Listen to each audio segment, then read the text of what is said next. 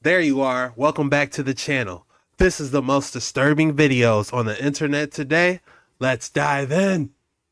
I tried to tell you that the movie They Live is based on a true story, and you didn't believe me. But when I say I got your ass, oh, I've got your ass. So first, let me explain. They've been able to put subliminal messages into our heads without us even knowing. Not by using music or sound, by just using images alone. Take this picture for example. Squint your eyes and tell me what you see. They can put anything into your head. For the people that follow football, who do you think the best football player is in the world? Squint your eyes and tell me what you see. And again, I'm sure you've all seen this one by now. If you haven't, I want you to tilt your phone forward, squint your eyes, and tell me what you see.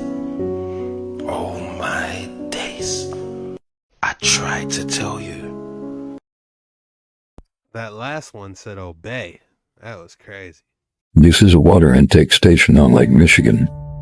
2 miles out, Chicago's the shoreline. As the narrative goes, in 1865, they went out 2 miles and dug through cofferdam 65 feet through water and then 200 feet through sediment to a tunnel that would go 2 miles back into the mainland.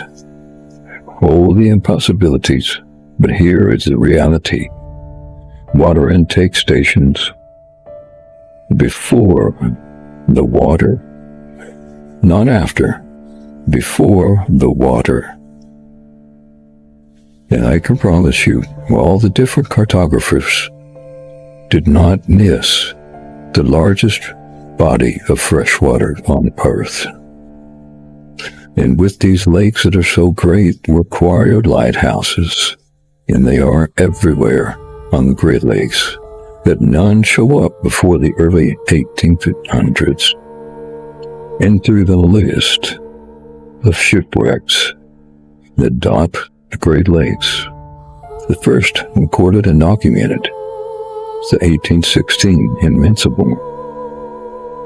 And not one township or settlement around the shores of the Great Lakes are any older than the early 1800s. And you don't find that suspicious.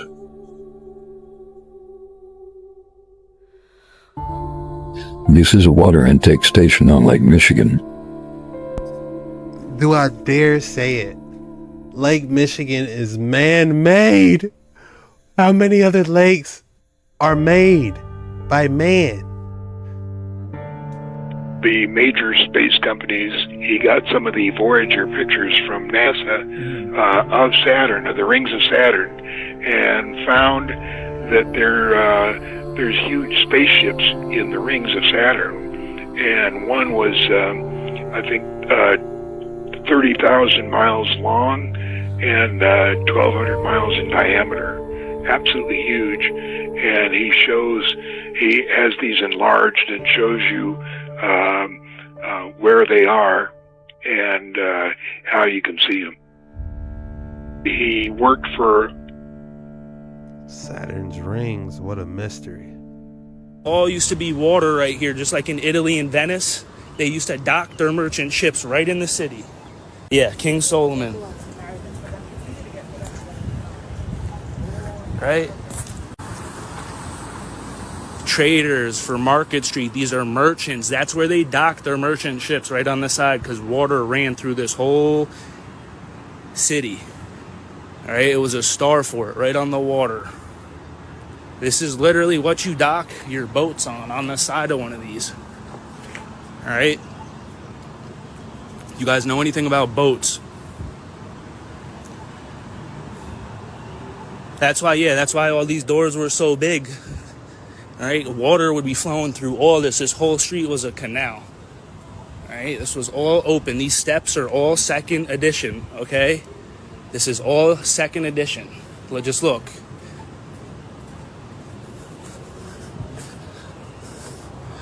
These things all go down. All used to be water right here, just like in Italy and Venice. Wonder what happened to all the water. What would the aerial view of this look like? Would we be able to see the star for it? If you're enjoying these videos, be sure to hit that like and subscribe button for the algorithm, because I do these videos every single day. I even post longer videos on Jet Ski Chuck, and I'd love to start seeing you around here. So let's get straight back into the action. So Vikings had quantum unfoldable ships that fit in their pocket. Then when they want to sail or fly in the air with them, they just take them out of their pocket and it grows again. Reverse Honey, I Shrunk the Kid style quantum technology. This is actually from the Norse mythology. Reminds me of Ant-Man with that quantum tech where he rolled around a building and then he made it grow and then literally just go in his office with the building. Then make it shrink back down and put it in the trunk of his car again. I could face having one. Pretty sweet way to get around. Also in the Viking mythology, they had ancient runes on them, which was part of the activation sequence. Sounds like modern tech a little bit. Real legends, maybe more, even could fly in airships. Possibly even steampunk style, pirates of the air and sea. Reminds me of the Mario flying airship reptile boss airships. When you would fight reptiles in the air as boss fights on the airships in Mario 3. Also in legend, they could come right down from the air and land right in the sea and just sail, with full seaworthiness. Intimidating sea vessels. This quantum Viking fold-up ship tech sounds exactly like the Phoenicians in a way. Phoenician accounts, raiders and warriors who were masters of the sea, who literally with wooden boats could take it apart, kind of like Lincoln logs, slide, take it apart with notches and shafts, then walk through the waterways, and people would have the Starfort-like defense systems that would just continue to walk through the series of land and waterways, put the ships back together and keep going into the middle to take over completely. Pretty fierce and intimidating. Check out this quick clip about that quantum Viking tech, the ship that fits in your pocket. Loki tries to atone for one of his many acts of mischief by giving Freyr a ship called Skidbladnir. Freyr's ship, Skidbladnir, was the most fine craft that ever was in the water. It could go anywhere at great speed, and then, if he needed it to be small, he could put it in a small pouch to carry it around. Skidbladnir is remarkable because you can fold it up and stick it in your pocket. But when you unfold it, it's one of the greatest Viking ships ever. It always has a wind, it always has a fair wind, so you don't have to tack. It always gets you where you're going in a hurry. And then once you get it to shore, you don't have to worry about where you're going to stow it. To be able to fold up your boat and put it in your pocket really has to be about the greatest thing that you can imagine if you're a Viking shipbuilder. Obviously, tech from fallen angels. Sounds a lot like alchemists creating dragons out of cauldrons and then flying around on them, or in them. Found in ancient Chinese and other Eastern cultures. Also, Tartarian airships and air worlds is a cool, fascinating rabbit hole. By the way, airships are supposedly set to be making a big comeback with unbelievably huge airships. Also, the credibility, and wonder if that was real or set up to cancel the air travel. Some supposed skyship cities, cloaked and still could exist, even looking like clouds. Kind of like the mothership idea, which many trackers of these orbs have seen supposedly coming in and out of some motherships. Some even being cloaked at times. Legends of other magic ships or flying ships as well, even in ancient Egypt, and supposedly underneath the Sphinx is where Thoth's ship is. Vimanas are basically also like sky cities or miniature versions, like flying airships basically. Hitler with the Glock Bell also being the Vimana basically, because he was also in touch with the exact same gods, which I've covered before. Aryan gods, Norse Hyperborean deities, related to the Viking thread earlier. Also, by the way, it's obvious, but Loki is low-key Lucifer. The trickster mischief god that causes all the problems. It's even hidden right there in etymology, right in the name, where it literally means the exact same thing, if you were paying attention. Also, pretty much all ancient sailors, including famous ones you've heard of, all have accounts of seeing these ghost ships in the sky and the sea, as well as all sorts of other fascinating sightings, including orbs I've talked about, and underwater glowing Ferris wheels. That Mario with the ship is absolutely crazy. How did I not catch that? As much Mario as I played, I've never once thought about, dang, that's probably an airship. This is a major theme. Another cool thread is this mysterious Viking castle ley line, airship line. 7 Viking castles or Viking forts in a straight line. Obviously for airships, also look at the 88 88 miles per hour Back to the Future dimensional travel mode. Probably a coincidence, maybe not. Anyway, I told you about the smallest ship that fits in your pocket. What's the biggest? In the 1300s, they had the largest wooden sailing ships ever with the Ming Dynasty with unbelievable ship proportions that almost sounded impossible. Skyscraper-sized ship megafleets to dominate the ocean. The Mongols of the sea. Also a mystery of all titanium ships being built supposedly by Russians, which scientifically should be impossible supposedly. Unknown techniques, but the biggest recognized ship is called the Seawise Giant. Pretty big ship. Twice as long as the Titanic and 650 tons. The propeller alone is like 100,000 pounds. Dazzle camouflage is something you may or may not have heard of, how ships would try to camouflage themselves with looking like this. Also, if you thought Titanic was the world's biggest ship earlier, there's a really weird thread I'll cover in the future about coded fiction. Scripted reality. Tons of coincidences, but basically, this was wrote in advance, in detail, in a book. And then it all happened to extraordinary detail. Anyway, in close, if you've been through hardships, or you've been shipwrecked in life like Paul, remember the remedy is worship. And then you'll have that snakebite immunity and be able to shake off all the snakes like he did on that island after being shipwrecked. And also letting Jesus on your boat or ship will calm the storms. After all, the best ship is relationship with him, fellowship with his chosen, and his spirit, and sonship as a son or daughter of the Father. So always follow his leadership. Also, not that it means anything, but it might, and on the same tip of prophetic reality, scripted reality, or prophetic clues in major sporting events, or predictive programming. The championships this year, in the NBA and NFL, the two major ones, were the Eagles and the Thunder. Yes, the message is, keep your eyes to the skies. Swing low, sweet chariot airship, coming to pick us up and carry us home soon, maybe. See you next time on The Savage Truth. Peace out.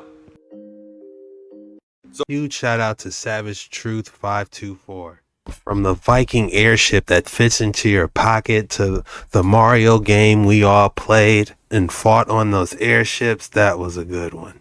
And at clubs, concerts, and sometimes sporting events give me hell vibes. No, serious, let's talk about it. Why have every club that I done went to here has some type of demonic attachment to it?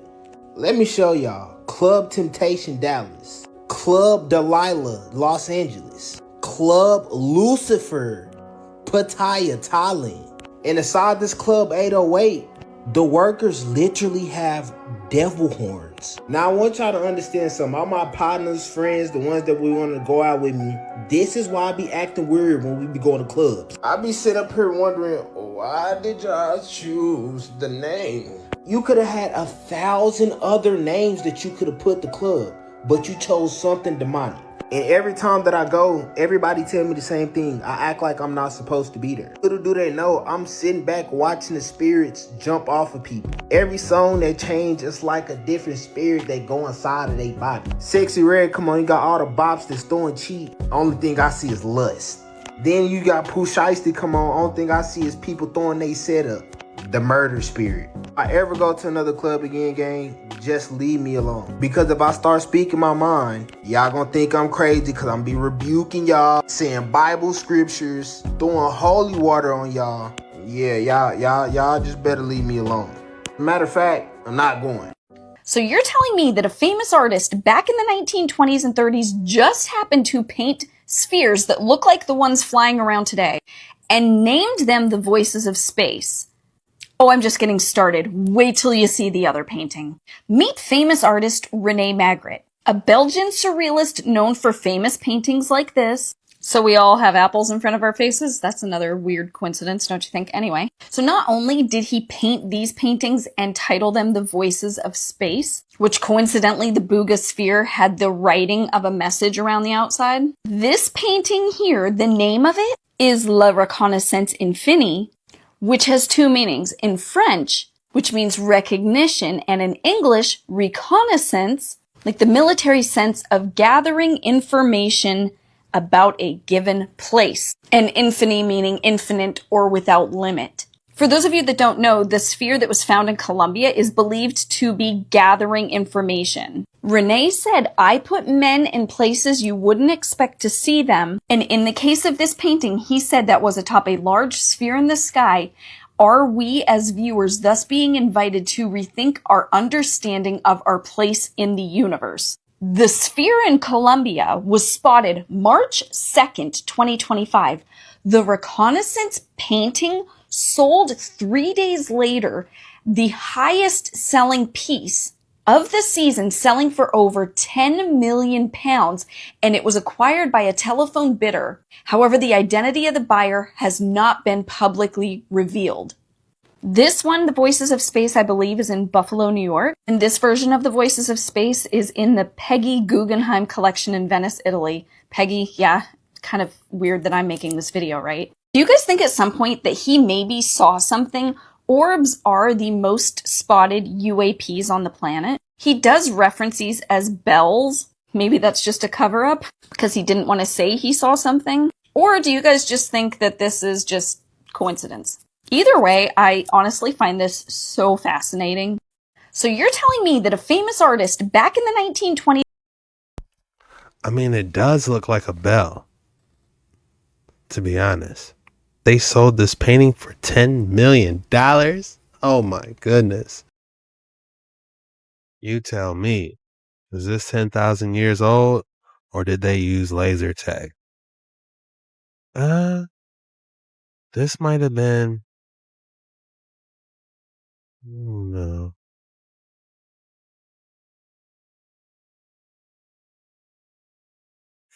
I know it looked way better back in the day.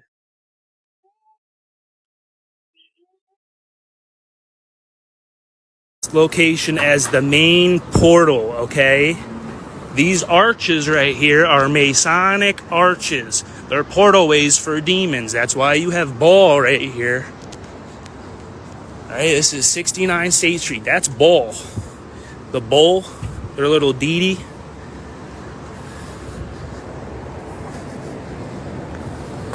Look, this is an ancient temple right here.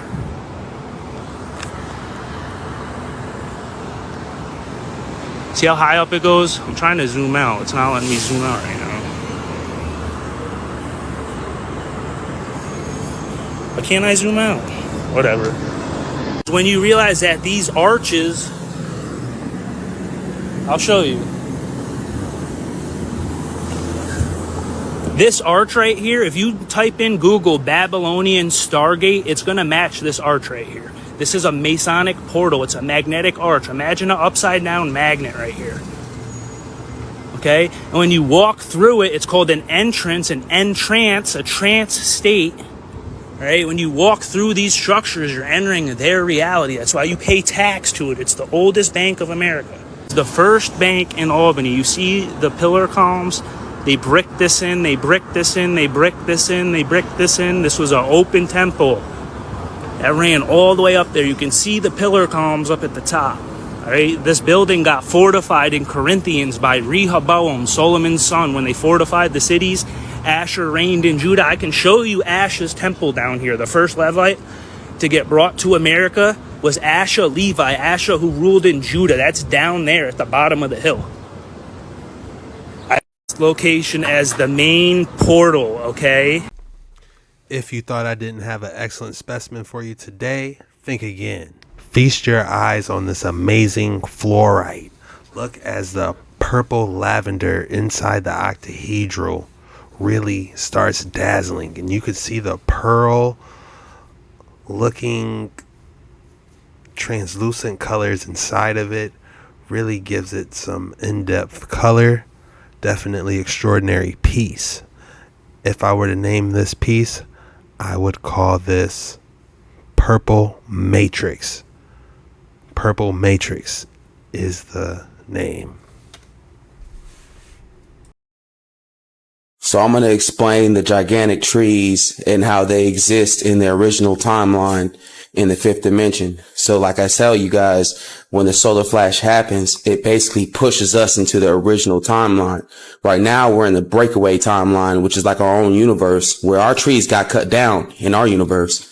But when we evolve into a gigantic being, because consciousness is going to rise and our bodies get bigger, the trees get bigger, right?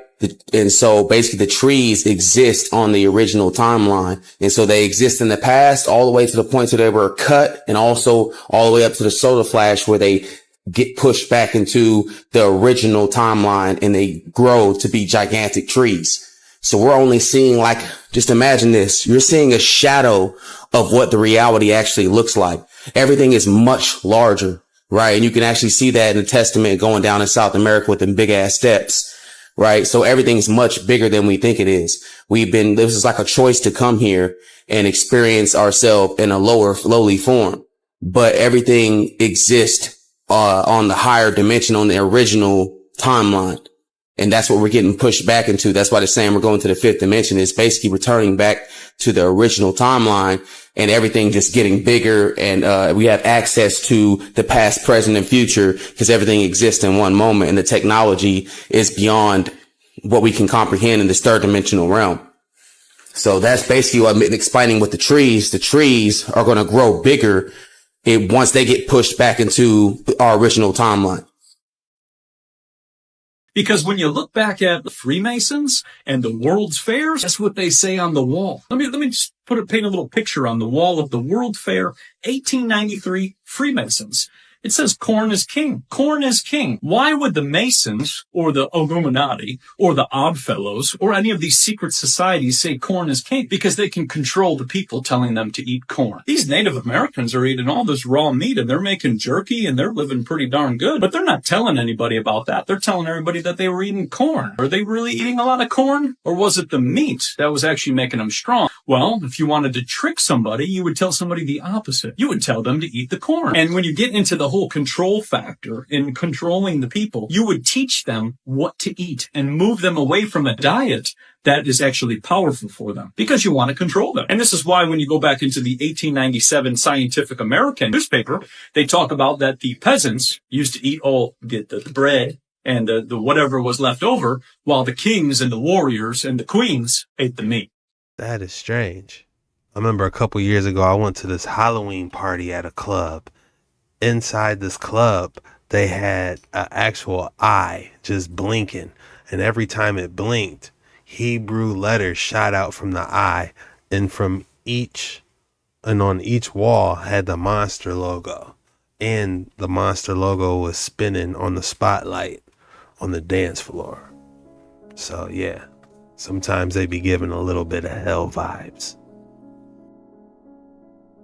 Paranormal Activity lightning ball or something else supernatural. Me filming, this is not photo. Wow. I wish I had a better phone right now. Unbelievable. First time in my life I see something like this. And there's small ones flying around that's shining, sparking too.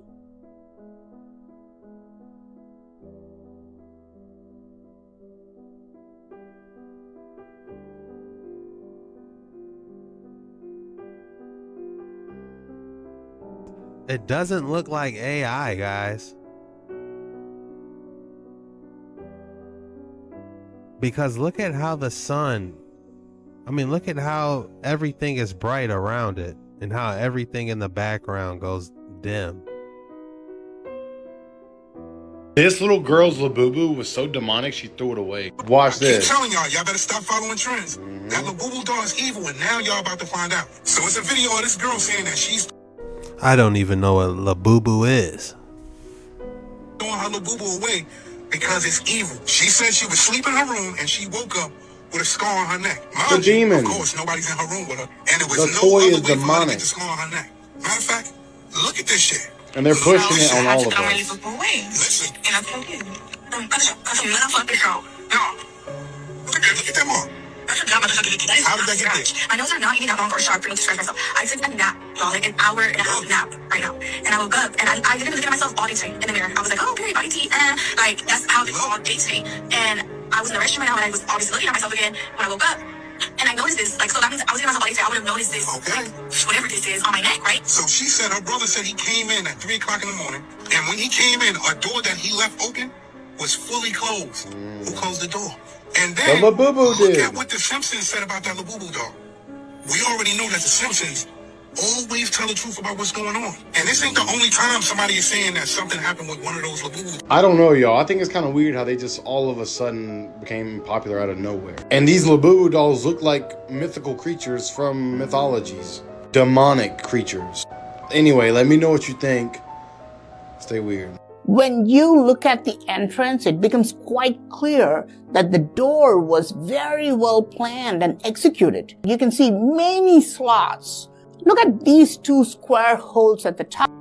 There is no doubt that this was for fitting a door. There are multiple rectangular grooves in the doorway. Such complexity is necessary only if you want to make an undetectable door with multiple locks. The ancient builders, first, they wanted to make a chamber in a place where no one can reach. They carved it out of the hill itself. Next, they put a stone door to hide the fact that this chamber was ever created.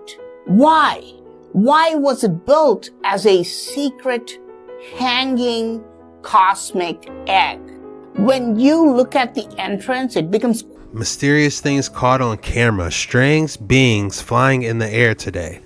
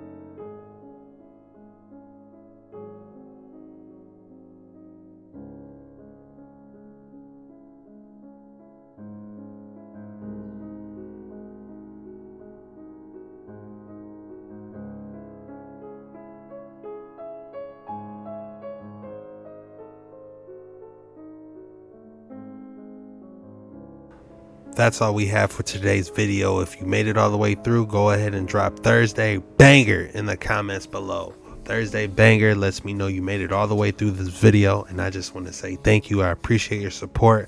I do swim through these comments. Make sure you go ahead and head over to Jet Ski Chuck later on today. We're doubling up today. You already know how we get down. I appreciate you guys. Love you. Thank you so much.